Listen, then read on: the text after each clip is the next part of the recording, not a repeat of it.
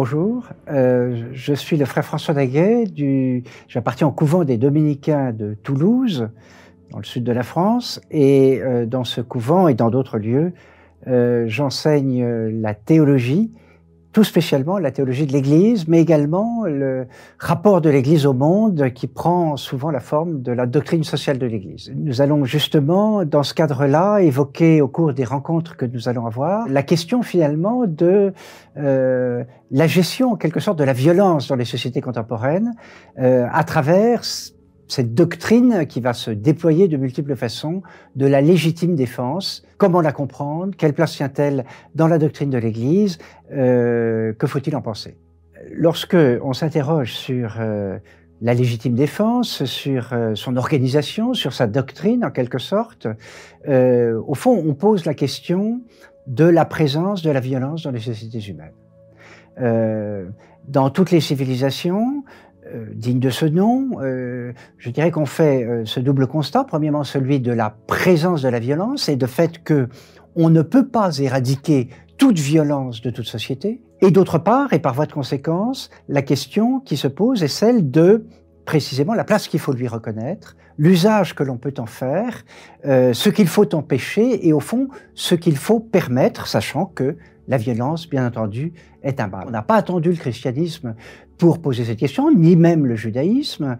Chez les anciens, et en particulier, bien sûr, les Grecs, les Romains, la question, bien sûr, a été abordée. Progressivement, on s'est posé la question, on a tenté d'y répondre, comment, justement, reconnaître une certaine place, donc une certaine légitimité à la violence, sachant cependant que c'est un mal qu'il faut chercher évidemment à proscrire le plus possible dans la vie de la cité.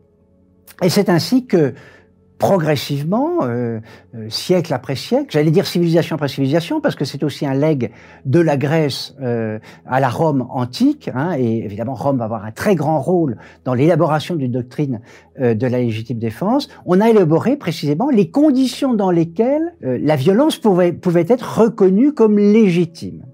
Et l'expression elle-même nous enseigne déjà, c'est une légitime défense. La violence sera légitime, en particulier la violence recourant à la force armée ou à la police, si vous voulez, lorsqu'il s'agit de se défendre et non pas pour attaquer ou offenser ou un adversaire ou tel groupe qui nous déplaît.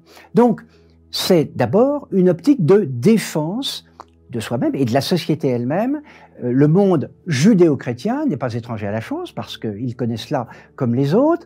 Et évidemment, il est très caractéristique de constater que dans la loi de Moïse, le décalogue, le 5e commandement est précisément celui qui dit « tu ne tueras pas ». Quelle est la portée, je dirais, de ce 5e commandement? Est-il un absolu total ou, justement, peut-il connaître éventuellement des dérogations et si oui, dans quelles conditions? Encore une fois. Donc le principe est très clairement affirmé. Au fond, il n'est pas nécessaire d'être juif ou chrétien pour affirmer qu'il n'est pas bon de tuer. Hein. Cela relève, on le dira plus tard, hein, au fond du caractère naturel, d'une loi naturelle qui est inscrite en l'homme. Mais en tout cas, c'est confirmé, si vous voulez, par le décalogue, par la loi de Moïse, et cela va être précisément mis en œuvre hein, dans le cadre du judaïsme. On en reparlera peut-être, en particulier, hein, le judaïsme se caractérise par la loi du talion, hein, c'est-à-dire cette loi qui demande de ne pas infliger à quelqu'un qui nous a offensé une rétorsion plus grande que l'offense que l'on a subie. Hein. Donc, vous voyez, ces réflexions, elles sont déjà présentes. Puis, bien entendu, le christianisme, lui, va retrouver ces mêmes questions. Mais ce qui est très intéressant, c'est de constater que le christianisme et l'Église en général, hein, pour dire les choses simplement, va faire sienne cette doctrine progressive de la légitime défense qui a été élaborée finalement dans le monde romain. Et on le voit très bien, saint Augustin, par exemple, qui connaît très bien Cicéron, bien entendu, reprend les grandes affirmations de la pensée cicéronienne sur le sujet.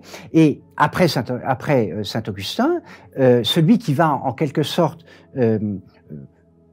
sinon théoriser, du moins orchestrer cette doctrine dans la tradition chrétienne, c'est saint Thomas d'Aquin au Moyen-Âge, donc au XIIIe siècle, qui va justifier, en particulier, par exemple dans sa Somme théologique, que, eh bien, il faut reconnaître dans la vie des sociétés un moindre mal, justement, précisément, comme on le disait en commençant, parce qu'on ne peut pas éradiquer tout le mal qu'il y a dans une société. Mais c'est simplement la permission d'un mal, mais dans des conditions justement précises, pour éviter un mal plus grand. Voilà. Donc, vous voyez, s'élabore ainsi une compréhension, si vous voulez, de l'usage légitime de la défense. Il ne s'agit pas de faire n'importe quoi. Et progressivement, c'est ce qu'on va voir dans les entretiens qui suivront, des conditions vont être mises à la pratique justement de la violence dans tel ou tel domaine. Cette doctrine, ce principe de la défense légitime de soi-même et de la société finalement à laquelle on appartient, de ses proches, n'est-ce pas, nous y reviendrons, elle est parfaitement exprimée, par exemple, encore à l'époque contemporaine, dans le catéchisme de l'Église catholique. Si vous vous reportez au numéro 2265, c'est assez frappant de voir que le catéchisme, en 1992, donc ce n'est pas si vieux, affirme que non seulement la légitime défense est un droit, mais il dit elle est un devoir. Et elle est un devoir grave, dit le catéchisme, pour ceux qui ont la charge précisément d'une communauté, que ce soit une communauté familiale ou d'une communauté politique, quand on est dans une sphère beaucoup plus large. Donc ce principe de légitime défense, il est parfaitement accepté, à condition justement qu'on en précise les conditions, et justement il va se décliner, si vous voulez, dans certains domaines. Lorsqu'il s'agit pour un pays, par exemple, cité, quelle que soit sa forme, sa figure, de se défendre contre un agresseur, ça va être ce qu'on va appeler justement la doctrine de la guerre dite juste, justement, au nom de la légitime défense. En quoi, justement, une guerre peut-elle être justifiée? Est-elle, dans ces conditions, peut-elle être reconnue comme légitime? Mais il y a eu également la situation autre, si vous voulez, de la menace que fait peser, par exemple, dans une société, la présence d'un grand criminel, avec la question de savoir s'il est légitime de lui imposer la mort pour le punir des actes qu'il a commis et pour préserver la société des atteintes qu'il pourrait lui faire subir. Donc, deuxième axe, voyez-vous, la doctrine finalement des peines, car évidemment, au fond, infliger une peine à quelqu'un, c'est toujours lui faire violence. Jusqu'où peut-on aller? Est-ce que, en particulier, la peine de mort peut-elle être reconnue comme légitime? Débat extrêmement ancien.